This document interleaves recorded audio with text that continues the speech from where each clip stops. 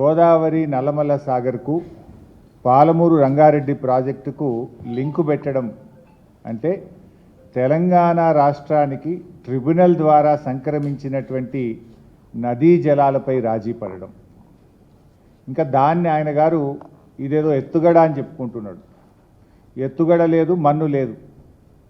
నీ గురువు గారికి తొత్తుగా మారి ఇవాళ తెలంగాణ రాష్ట్రానికి నువ్వు ద్రోహాన్ని తలపెడతా ఉన్నావు. రేవంత్ రెడ్డికి ఒక సమస్య ఉన్నది. ఆయనకు ఏదైనా నిజాలు చెప్పినప్పుడు ఆయన దగ్గర సమాధానం లేనప్పుడు తిట్ల దండకం అందుకుంటాడు, తిట్ల పురాణం అందుకుంటాడు. రేవంత్ రెడ్డి గారికి నేను చెప్పేది ఒక్కటే, సరే నువ్వు మమ్మల్ని తిడితే ఈ రాష్ట్రం కోసం భరిస్తాం, కానీ నిన్ను ప్రశ్నించడం మాత్రం ఆపం. కానీ రాష్ట్రానికి అన్యాయం జరిగితే మాత్రం బీఆర్ఎస్ పార్టీ ఊరుకోదు.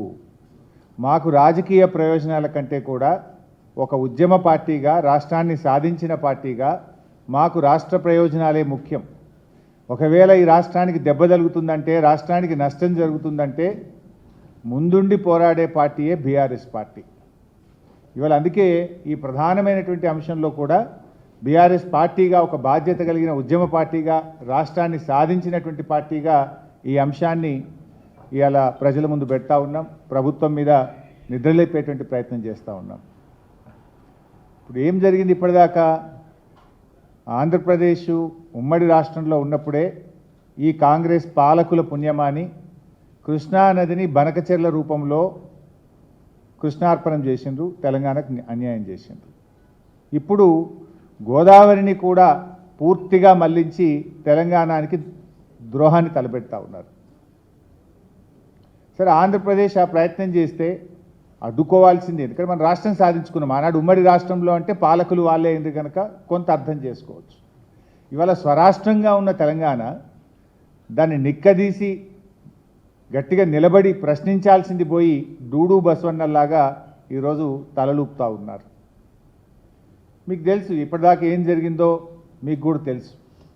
ఇవాళ ఆంధ్రప్రదేశ్ ఏంది గోదావరి విషయంలో, మొదలు గోదావరి బనకచెర్ల అని ఒకటి స్టార్ట్ చేసింది. దాన్ని ఎవరు బయటపెట్టిండ్రు? బీఆర్ఎస్ పార్టీయే బయటపెట్టింది. ఈ గోదావరి బనకచెర్ల అనేది తెలంగాణకు అన్యాయం జరుగుతుంది, నువ్వు ఎట్లా తీసుకుపోతావు అని బీఆర్ఎస్ ప్రశ్నించింది. అంతేకాదు జీడబ్ల్యూడిటి అవార్డు ప్రకారంగా గోదావరి నీళ్లు కృష్ణా పరివాహకానికి మళ్లించినట్టయితే 14:21:45 రేషియోలో తెలంగాణకు హక్కులు సంక్రమిస్తాయని మేము హెచ్చరించినాం.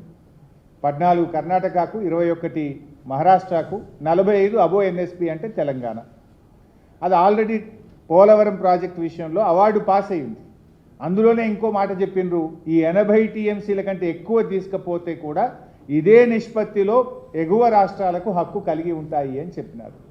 ఆ రోజు మేము అదే చెప్పినాం, గోదావరి బనకచెర్ల అంటూ చేస్తే మాకు ఎగువ రాష్ట్రమైనటువంటి తెలంగాణకు మాకు ఆ హక్కులు ఈక్విటబుల్ రేషియోలో మాకు ఇవ్వాల్సి ఉంటుంది అని బీఆర్ఎస్ హెచ్చరించింది.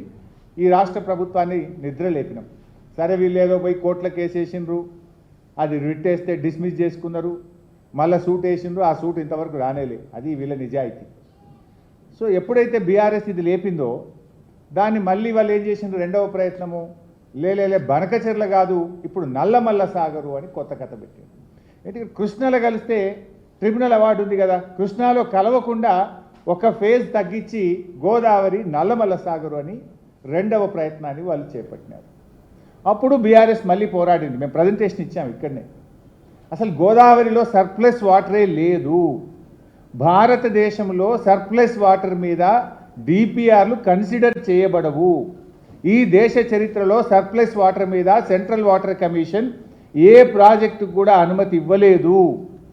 అండ్ గతంలో ఎన్డబ్ల్యూడిటి సమావేశాల్లో సర్ప్లస్ వాటర్ లేనే లేదు గోదావరిలో అని స్పష్టంగా కేంద్రం చెప్పిన విషయాన్ని బీఆర్ఎస్ బయటపెట్టింది. దాంతో ఏం చేసిండ్రు ఈరోజు చంద్రబాబు గారు, ఈ రెండు ప్రయత్నాలు కూడా ఫెయిల్ అయిపోయినాయి.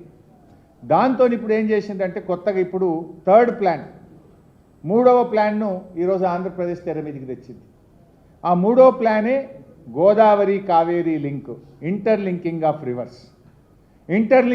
రివర్స్ పేరిట గోదావరి కావేరి అనుసంధానము అనేటువంటి ఒక మూడో విషయాన్ని ఇలా ఆంధ్రప్రదేశ్ మూడవ ప్రయత్నాన్ని చేస్తూ ఉంది. అయితే ఇక్కడ విషయం ఏంది, గతంలో ఈ గోదావరి కావేరికి సంబంధించి ఇది కొత్తగా ఎన్డీఏ ప్రభుత్వం అధికారంలోకి వచ్చిన 2014 నుంచి ఈ అంశం తెర మీదకి వచ్చింది. మరిన్ని అప్డేట్స్ కోసం ఛానల్ ను సబ్స్క్రైబ్ చేయండి. నోటిఫికేషన్స్ కోసం బెల్ ఐకాన్ పై క్లిక్ చేయండి.